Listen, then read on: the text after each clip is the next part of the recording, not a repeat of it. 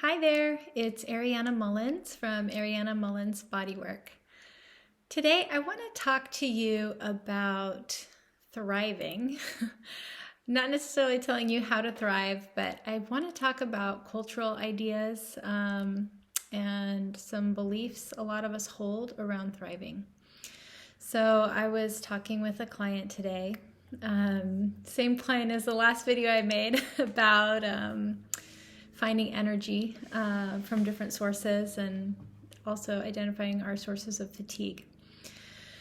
So we got into some of the things that she's doing to create more room in her life for a little bit of rest, but she was struggling with something that a lot of my clients struggle with, and something that I have personally struggled with, which is the idea of having the time and using it on ourselves instead of using it to be a more productive human or to do more work for the family.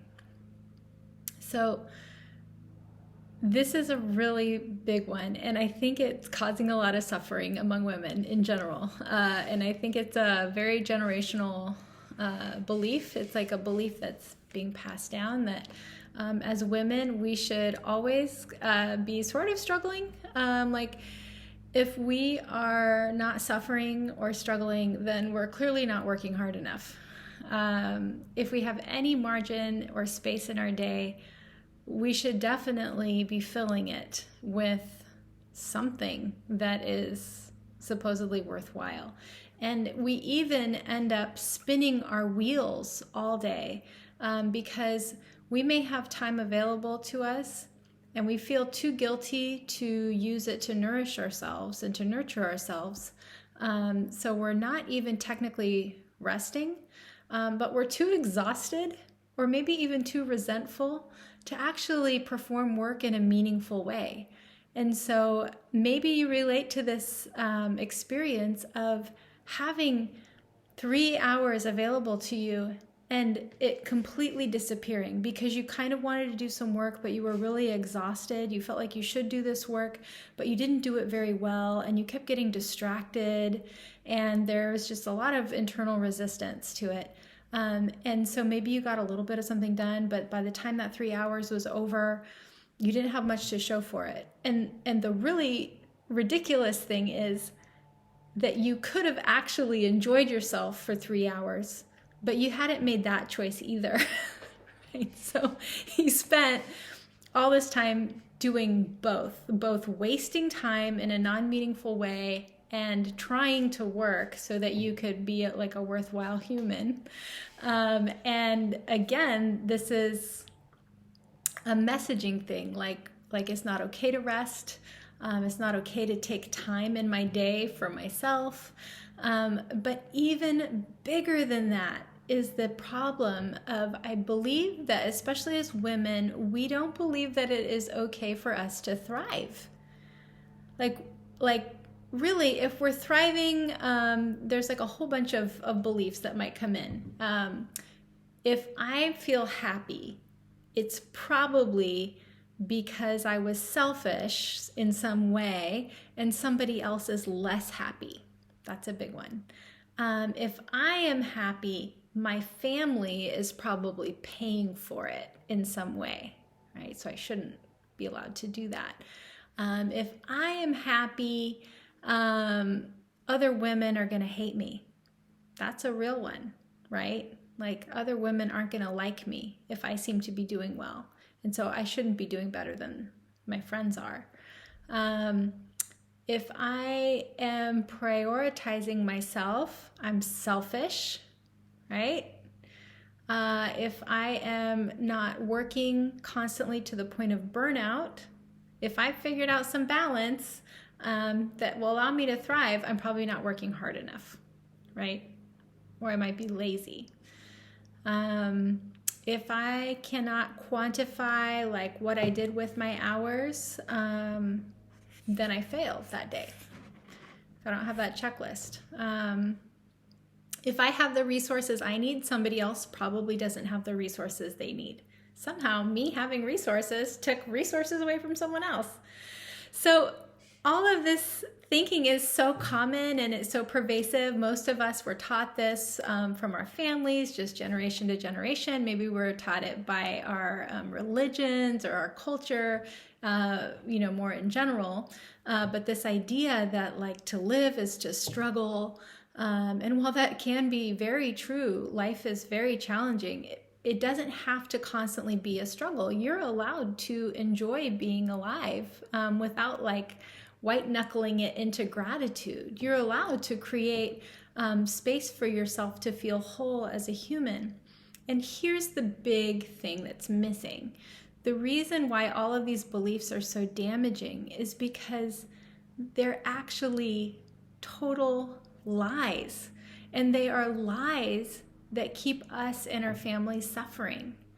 The truth is that as a mom and a wife, when I am taking care of myself, when I have things in my day and my life that bring me joy and bring me to life, the way that I show up for my husband Jeff and for my daughter Amelia, the way that I show up for my clients and my greater community is as a whole, joyful human with more resources to offer. I don't believe that deep down anybody wants me showing up like dragging myself to work, struggling, mad at myself for all the things I didn't get done yesterday, thinking I don't deserve to take care of myself, believing that I'm totally unimportant, and that as long as I'm surviving, that's sort of my baseline that I should accept. Nobody wants that person. Nobody wants the barely there human playing whatever role it is that they need to play in your life. I don't want my husband to be that way when he shows up. I don't want him like, oh yeah, my life is so difficult. I'm not taking care of myself, but I'm going to be grateful and I'm going to like white knuckle this sort of attitude of gratitude and I'm going to just try to show up and do my best. But like with no resources and no ability to create boundaries or to bring joy into his life by, playing music, which is one of his passions or anything. That's not how I want him, right? I want him to show up as an integrated whole human who has friendships and time to rest and time to focus on work, to do work in a meaningful way, to play music and enjoy art, to go hiking, which is where he is right now. Those things make him a better partner for me. They make him a better father for our daughter. They make him a better coworker. They make him better at his job. They make him a better friend and a better human. We moms need to look at ourselves a little differently. We're not just a commodity. The things that we give to our families, the things that we give to the people around us, we don't just function like if I have it, I give it, I have it, I give it, I have it, I give it. We have to think of ourselves as a whole human being. And the better you are doing, the healthier your family is, the healthier your community is, the better your work environment is for everyone else that comes in contact with you. We don't take care of ourselves just for ourselves. We take care of ourselves for everyone that interfaces with us, right? You need to have joy in your life. You need to have rest. You need to have play. You need to find the things that make life beautiful for you.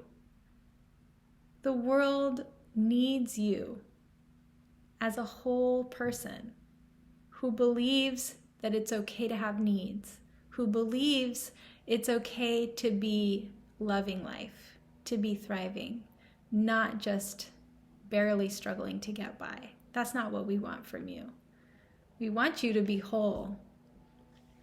We can't do that for you. You have to do it for you. And the way that it begins is just tackling the beliefs. When you, okay, so here's a story for me. Like when I had my daughter in school for the first time and I went out for coffee by myself, I felt incredibly guilty. I felt like, Why am I letting somebody else take care of my daughter?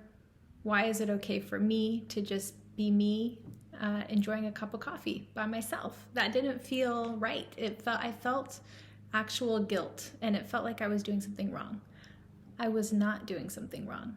It was my conditioning. It was my belief system. And I had to get used to it. And in the end, going out for coffee, writing in my journal while I was out, having a moment for myself made me a much happier, healthier human, which was good for my daughter. It was good for everybody. But doing that just didn't feel right because of the conditioning I had and the belief systems. And I had to just confront that and face it and acknowledge, oh, this doesn't feel right. I feel guilty. What is that about? What are my beliefs around this?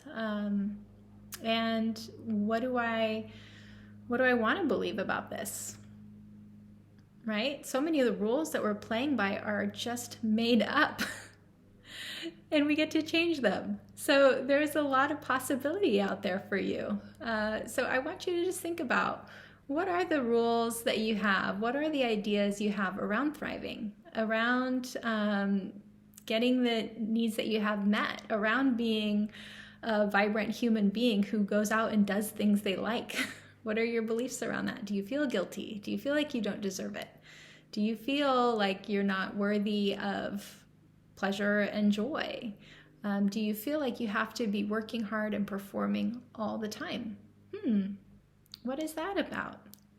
Be curious. Think about it. Write about it. Talk about it. Talk about it with your friends. I would love to just see a collective conversation about what the beliefs are around being a woman who is thriving. Is that okay for you? Can you imagine it for yourself? Do you feel guilty thinking about being a woman who is actually thriving in life and loving her life?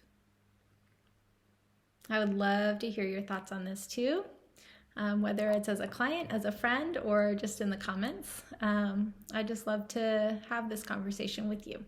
All right, tell me what you're thinking about it. Maybe share it with a friend if you want to talk about it. Thanks for listening.